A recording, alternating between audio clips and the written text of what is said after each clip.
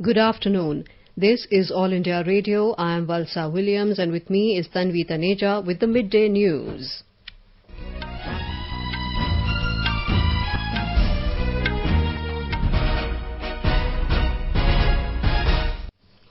The headlines. AIIMS Delhi starts registration process for conducting human trials of the indigenously developed Covaxin to fight coronavirus. Number of COVID-19 recovered cases crosses 7 lakh mark. Ladakh, Delhi, Haryana, Rajasthan and Gujarat lead in recovery rate at above 72%. Government starts e-campaign to promote voluntary tax compliance and enhance convenience for taxpayers. Rajasthan High Court resumes hearing on the petition of rebel Congress MLAs in the state. Flood situation improves in Assam. Chief Minister visits flood-affected areas.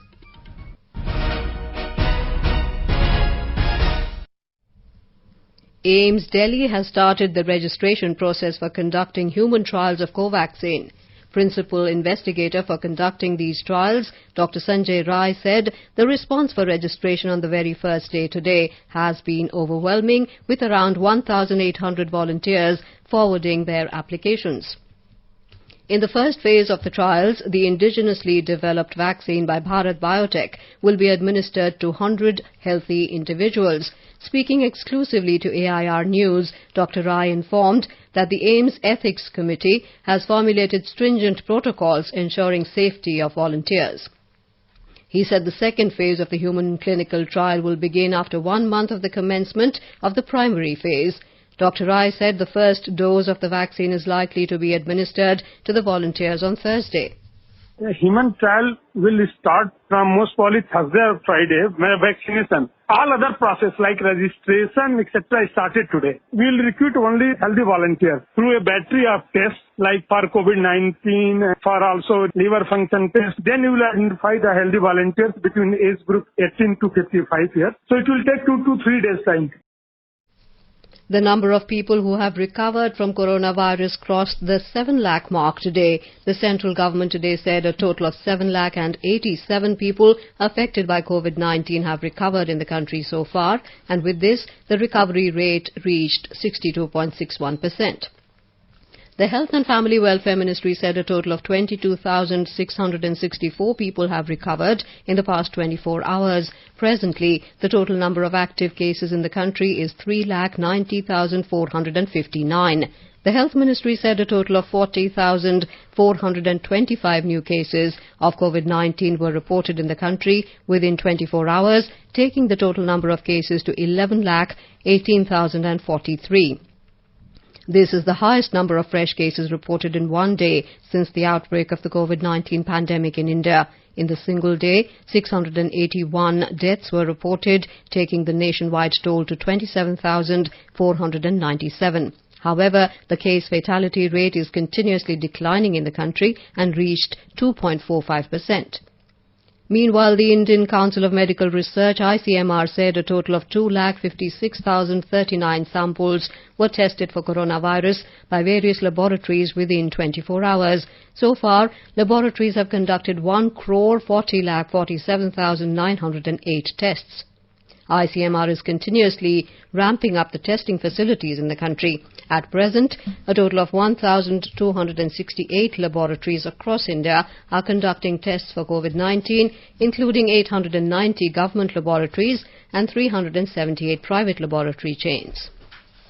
Our correspondent reports that in terms of recovery rate of coronavirus cases, the top 5 states and union territories are Ladakh, Delhi, Haryana, Rajasthan and Gujarat, wherein the recovery rate is above 72%.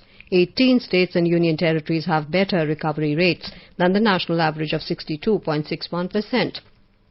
In terms of the number of people who recovered from COVID-19, Maharashtra is leading the tally, followed by Tamil Nadu and Delhi. 5 states and union territories, Manipur, Nagaland, Sikkim, Mizoram and Andaman and Nicobar Islands have not reported a single death due to COVID-19. There are 29 states and union territories which have lower fatality rate than the national average. Of the total active cases, more than 67% caseloads are from Maharashtra, Tamil Nadu, Karnataka, Andhra Pradesh and Uttar Pradesh. The Rajasthan High Court resumed hearing today on the petition of rebel Congress MLAs of the state. Congress rebel Sachin Pilot and 18 other rebel MLAs of Congress have filed a petition seeking dismissal of the disqualification notices served to them. The court had postponed the hearing on Friday.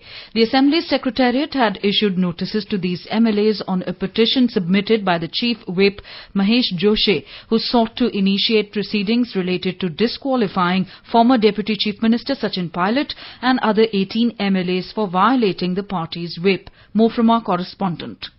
Many legal fronts have opened in the state in the game of check and mate. Notices have been issued to the 19 rebel MLAs of the Congress in the disqualification matter. The notices have been challenged in the double bench of the Rajasthan High Court, where the hearing continues. On the other hand, 3 cases have been registered by the SOG and 1 by the ACB for alleged conspiracy against the government and horse trading of legislature. Some persons are in the lands of both agencies, including 2 rebel MLAs of Congress.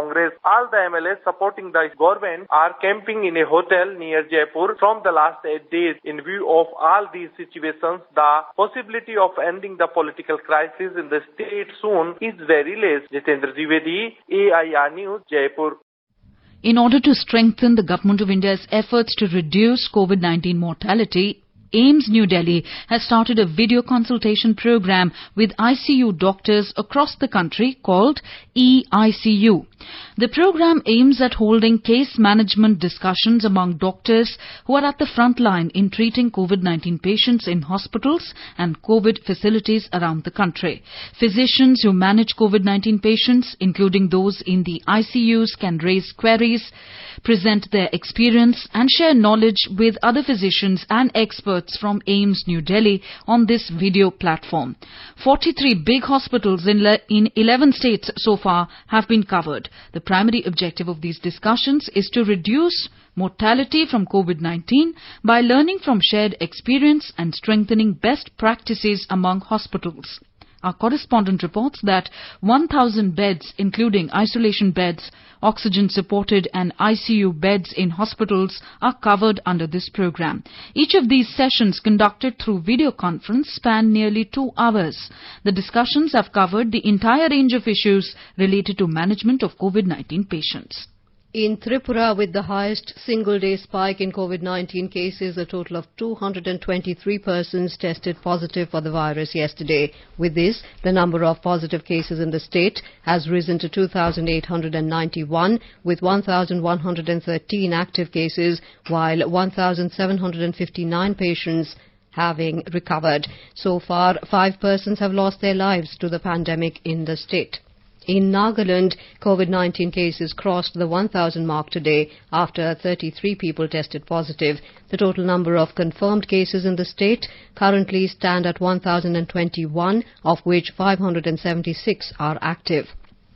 Health Minister Espang Pom tweeted this morning that out of 454 samples tested, 16 people from Dimapur along with 12 in Mon and 5 in Kohima have tested positive. Altogether, 445 COVID-19 patients have recovered and no death has been reported so far.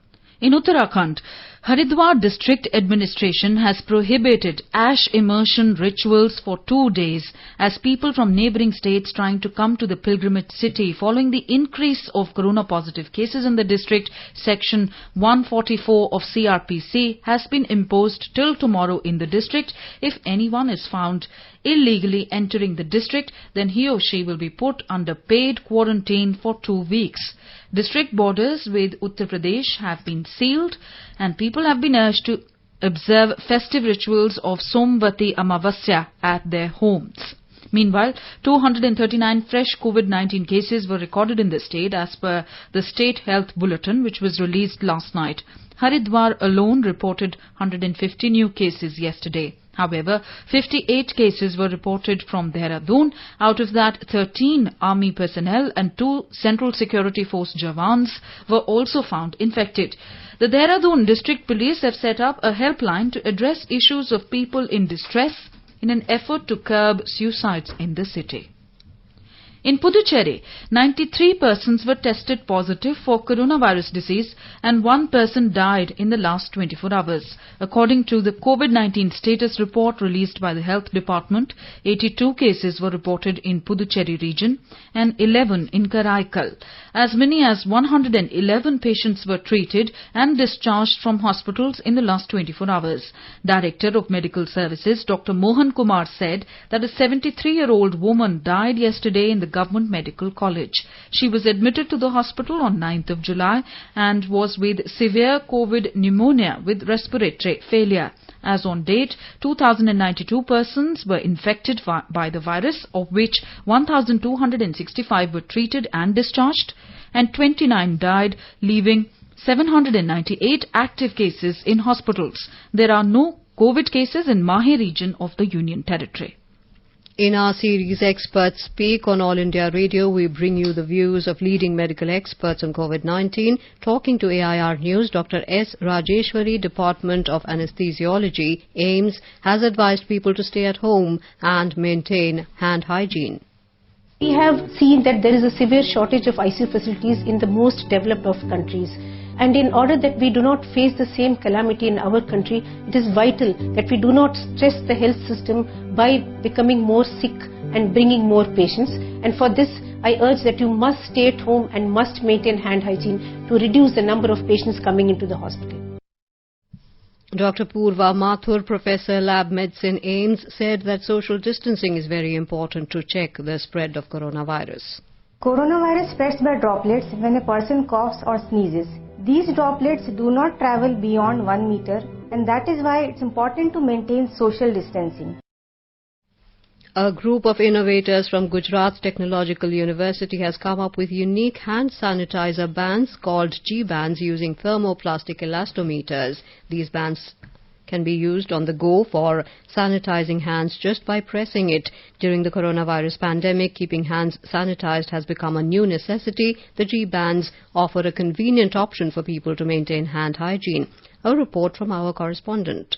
The alumni of 2010 batch of GTU, Sarthak Bakshi, Kartik Shiladia, Sagar Thakkar, Karan Patel and Jagrit Dave thought of a product that can replace a sanitizer spray or bottle while going out. So they came up with this refillable wearable G-band. Talking to AIR, Kartik Bakshi said 1 dose of liquid sanitizer once within G-band can be sprayed for more than 20 times in a day. तो एक ऐसी product बनाई है जो handy हो, convenient हो और आपके पास हो, इजीली आप सैनिटाइज कर सके आपका हाथ की जो बेसिकली जो ह्यूमन हैंड्स होते हैं वो they are the gateway for the virus to enter in our body. उसके लिए खास ये चीज बनाई है. Chancellor of GTU, Dr. Naveen Sheth said, apart from G-bands, the innovators from GTU have also come up with range of innovative products in the wake of COVID-19 pandemic. उन्होंने sanitiser बनाया WHO की guideline के मुताबिक. बहुत ऐसी product बनाई जो इस पैंडेमिक में बहुत उपयोगी रहती है. ऐसा बेल्ट बनाया सैनिटाइजर के लिए, फेस शील्ड, मास्क बनाया. The product is priced at ₹299 and will soon be available for larger public. Aparna Khun, AIR News, Ahmedabad. Maharashtra Health Minister Rajesh Tope assured that free medicine Remdesivir will be provided to every district in the state for the treatment of COVID-19 patients. While addressing a meeting in Osmanabad to take stock of the COVID-19 situation, he said, coronavirus infection testing laboratory would also be started in the district within the next 2 days. Although the state government is making every effort to prevent the spread of coronavirus, the number of patients in many places in the state are increasing. Our Mumbai correspondent tells us more. Maharashtra Textile Minister Aslam Sheikh has tested positive for coronavirus infection and is isolating himself. He is currently asymptomatic and urged those who came in close contact with him to get themselves tested. He is the 4th minister in Maharashtra state government to have been infected by the novel coronavirus. Earlier, state ministers Jitendra Avhad, Ashok Chavan and Dhananjay Munde had tested positive for the disease and later recovered. On the other hand, all professionals in Aurangabad district now required to undergo corona test. Municipal Commissioner Asik Kumar Pandey has issued this order in the wake of increasing number of COVID-19 patients in the district. Following the order, many traders and shopkeepers have started getting themselves checked since yesterday. Meantime, Women and Child Development Minister Yashomati Thakur has agreed to exclude Anganwadi workers from COVID-19 survey. Madhuri Pange, AIR News, Mumbai. You are listening to the Midday News on All India Radio. A reminder of the headlines before we move on. AIIMS Delhi starts registration process for conducting human trials of the indigenously developed co-vaccine to fight coronavirus. Number of COVID-19 recovered cases crosses 7 lakh mark. Ladakh, Delhi, Haryana, Rajasthan and Gujarat lead in recovery rate at above 72%. Government starts e-campaign to promote voluntary tax compliance and enhance convenience for taxpayers. Rajasthan High Court resumes hearing on the petition of rebel Congress MLAs in the state. And flood situation improves in Assam. Chief Minister visits flood-affected areas. For quick news updates round the clock, follow us on our Twitter handle at AIR News Alerts. In Tamil Nadu, the state government today inked 8 MOUs attracting nearly 10,400 crore rupees investments. They were signed in the presence of Chief Minister Edappadi Palanisamy in the Secretariat at Fort St. George in Chennai. A report. The Memoranda of Understanding inked today involve projects capable of generating over 13,000 employments. They include projects on manufacturing solar cells and modules, air compressors, launching industrial parks, foundry and food processing units. They are the second since the signing of the MOUs worth more than 15,000 crore rupees in May end. A release from the state government says Tamil Nadu is at the forefront in attracting more investments during the prevailing pandemic. Jai Singh, AR News, Chennai. In Karnataka, Medical Education Minister Dr. K. Sudhakar has tweeted that 77.4% of COVID patients in the state are asymptomatic, and in the next 7 days the recovery rate will outnumber the active cases. As on yesterday, the recovery rate in the state was 36%. The Bengaluru South Member of Parliament Tejaswi Surya spoke to AIR on rising cases of coronavirus in Bengaluru. Health Minister Dr. Harshvardhan today launched Punjab National Bank's nationwide CSR campaign to fight COVID-19 pandemic through video conferencing. Under this campaign, masks, sanitizers will be distributed in 662 districts of the country. The Income Tax Department has started an e-campaign on voluntary compliance of income tax for the convenience of taxpayers from today. The 11-day campaign will focus on the assessees or taxpayers who are either non-filers or have discrepancies in their returns for the financial year 2018-19. The objective of the e-campaign is to facilitate taxpayers to online validate their tax and financial transaction information available with the IT department and promote voluntary compliance, especially for the assessees for 2018-19, so that they do not need to get into notice and scrutiny process. This e-campaign is being run for the benefit of the taxpayers. Under this e-campaign, the Income Tax Department will send email and SMS to identified taxpayers to verify their financial transactions related information received by the IT department from various sources such as statement of financial transactions, tax deduction at source, tax collection at source and foreign remittances. Data analysis has identified certain taxpayers with high value transactions who have not filed returns for assessment year 2019-20. In addition to the non-filers, another set of return filers has also been identified wherein the high value transactions do not appear to be in line with their income tax returns. Under the e-campaign, the taxpayers will be able to access details of their high-value transaction-related information on the designated portal. There would be no need to visit any income tax office as the response has to be submitted online. The last date for filing as well as revising the income tax return for assessment year 2019-20 is the 31st of this month. The Odisha government has decided to allow banks to operate with 50% staff capacity instead of 25% from today in order to avoid heavy rush of customers. 50% staff will be allowed in 4 heavy virus load districts of Ganjam, Khurda, Cuttack and Jajpur, along with Rourkela city, where a 14-day lockdown has been imposed from the 17th to the 31st of July.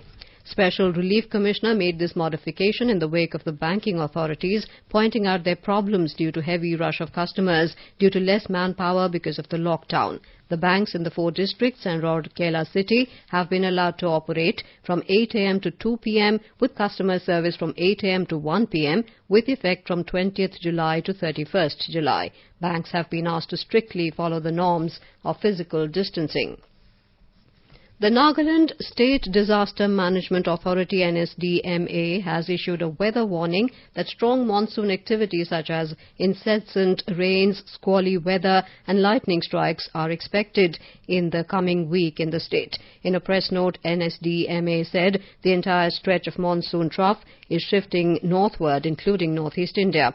Moreover, a cyclonic circulation is heading towards Bangladesh and Meghalaya, for which heavy rainfall is expected over the northeast region, including Nagaland. The NSDMA said the weather conditions will get intense within next 2 days, for which the public are advised to exercise caution to avoid any eventualities during this period.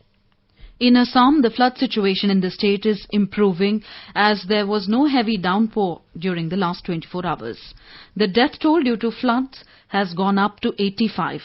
Official sources said that 25 lakh people have been affected in 24 districts. State and National Disaster Response Force teams are carrying out relief and rescue work. In all, 1.21 lakh hectare crop area has been submerged due to flood. Chief Minister Sarbanand Sonowal, along with State BJP President Ranjit Kumar Das, are visiting flood-affected Barpeta and Nolbari districts. Mr. Sonowal said that Prime Minister has assured all help to the state government to face the situation. केंद्रीय सरकार, राज्य सरकार, दोनों सरकार मिलकर इस संकट परिस्थितियों का साथ असम की जनताओं को मुकाबला करने के लिए हम लोग मदद देते आए हैं। असम की बाढ़ और भूकटाव ने इस बार काफी नुकसान किया है और कुल मिला के 70 लाख लोग इस नुकसान का सामना करना पड़ा है। असम सरकार की तरफ से रिलीफ कैंप में फूड आइटम जनता को देना, बच्चों का और बुजुर्गों का ख्याल रखना, सारी चीजों पर निष्ठा से असम सरकार लगी हुई है। In Bihar, water level of several rivers, including Bagmati, Gandak, Kamla Balan and Adhwara group of rivers are increasing following incessant rains in catchment areas of Nepal and northern parts of the state. Surging water of these rivers has inundated low-lying areas of 8 districts including Sitamarhi, Shevhar, Darbhanga, Muzaffarpur and Gopalganj. About 3 lakh people in these districts have been affected due to the floods. Affected people have taken shelter on higher places. 7 relief camps have been set up in 3 districts of Darbhanga, Supaul and Gopalganj. Principal Secretary of Water Resources Department, Sanjeev Hans, said all embankments in the state are secured. Met Department has issued red alert for heavy rainfall in Kishanganj, Purnia and Katihar districts of the state. Meanwhile, 21 people have lost their lives due to lightning and other rain-related incidents in the state. 7 others were injured during the past 24 hours. Highest casualties of 5 were reported from Gaya district, followed by 4 in Saran. Remaining 12 persons died in 6 districts, including Patna, Jamui and Darbhanga. The injured are being treated at local hospitals. Most of the victims were those working in agricultural fields. Chief Minister Nitish Kumar has announced an ex gratia of 4 lakh rupees each to the next of the kin of the deceased. Mr. Kumar has also ordered free treatment for the injured. In Meghalaya, over 1.5 lakh people have been affected by flood-related incidents in Garo Hills region of the state. Unrelenting rain since last morning has left many areas in the region prone to landslides, while the plain areas witnessed a rise in water level. The Indian Meteorological Department has issued warning that many parts of the state will receive thunderstorm with lightning and heavy rainfall in many places. As a precaution, district administrations have advised people to not venture out unnecessarily and to not go near streams and rivers. Rains in North Garo Hills district have caused all rivers flowing through the district to cross the danger mark. In southwest Garo Hills, the district administration has announced gratuitous relief of 4 days for 9 villages severely affected by the current deluge. Flood continues to ravage several areas of Bangladesh, especially in the northeastern parts of the country. Flood has affected 18 districts in the country, including Lalmonirhat, Gaibandha, Nilpamari, Jamalpur, Rajshahi, Faridpur and Feni. Large parts of Kurigram, Shariatpur and Sunamganj districts remain underwater due to floods. According to the Ministry of Disaster Management, more than 26 lakh people have been affected by floods in the country. 21 people have died so far due to floods. Relief measures have been taken up by the government in the flood-affected areas. It has set up 1,443 flood relief centres where more than 61,000 people have taken shelter. Close to 600 additional medical centres have also been set up in these districts. Saudi King Salman has been admitted to the King Faisal Hospital in Riyadh for medical check-up due to an inflammation in the gallbladder.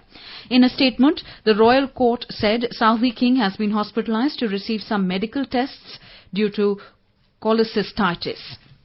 Youth Affairs Secretary Usha Sharma today signed Statement of Intent for Partnership with UNICEF India, Yuva India and United Nations in India to work together with young people for empowering them and to make them change makers with access to aspirational socio-economic opportunities. The Statement of Intent was signed with UNICEF representative in India, Dr. Yasmin Ali Haq, in the presence of Youth Affairs and Sports Minister Kiran Rijiju.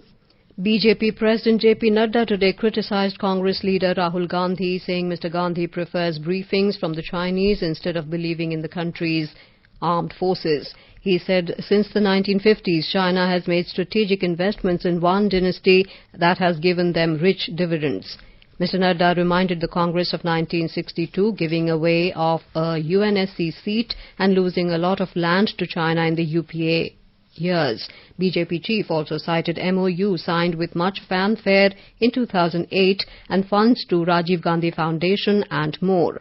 Saying yet another failed edition of Project RG relaunched today, Mr. Nadu said it was as usual weak on facts and strong on mudslinging. He said attempts to politicize defense and foreign policy matters shows one dynasty's desperation to wash their past sins of 1962 and weaken India.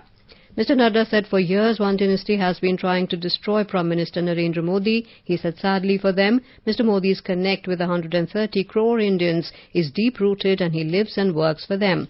The BJP chief said those who want to destroy him will end up only further destroying their own party. The News Services Division of All India Radio and its bilingual live phone-in program tonight will bring you a special discussion on COVID-19. Dr. A.K. Varshney, Senior Medical Consultant, Ram Manohar Lohia Hospital, will participate in the discussion.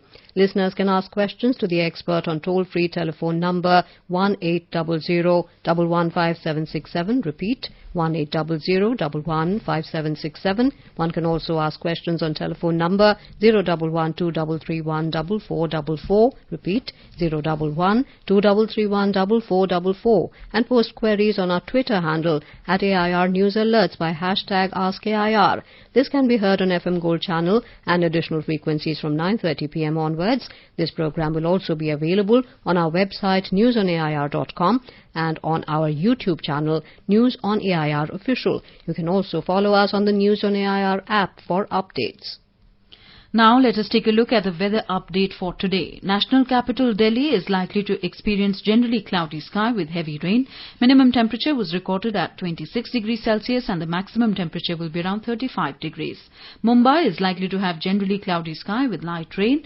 Minimum temperature was 27 degrees while maximum is expected to be around 33. Chennai is expected to have generally cloudy sky. The temperature will hover between 25 and 30 degrees Celsius in the metropolis. Kolkata will witness generally cloudy sky with one or two spells of rain or thunder showers. Minimum temperature was around 28 degrees while maximum will be around 34 degrees. In the north, in the Union Territory of Jammu and Kashmir, the minimum temperature was 25 degrees in Jammu while maximum will be around 28. In Srinagar, the minimum temperature was 17 degrees while the maximum is likely to be 32. Gilgit will have temperature varying between 15 and 30 degrees Celsius. Muzaffarabad will also have partly cloudy sky with possibility of rain or thunderstorm. The minimum temperature was 20 degrees Celsius and maximum will be around 38 degrees. And now before we end the bulletin, the headlines once again. AIIMS Delhi starts registration process for conducting human trials of indigenously developed Covaxin to fight coronavirus. Number of COVID-19 recovered cases crosses 7 lakh mark. Ladakh, Delhi, Haryana, Rajasthan and Gujarat lead in recovery rate at above 72%. Government starts e-campaign to promote voluntary tax compliance and enhance convenience for taxpayers. Rajasthan High Court resumes hearing on the petition of rebel Congress MLAs in the state. And flood situation improves in Assam. Chief Minister visits flood-affected areas. And with that, we end the midday news.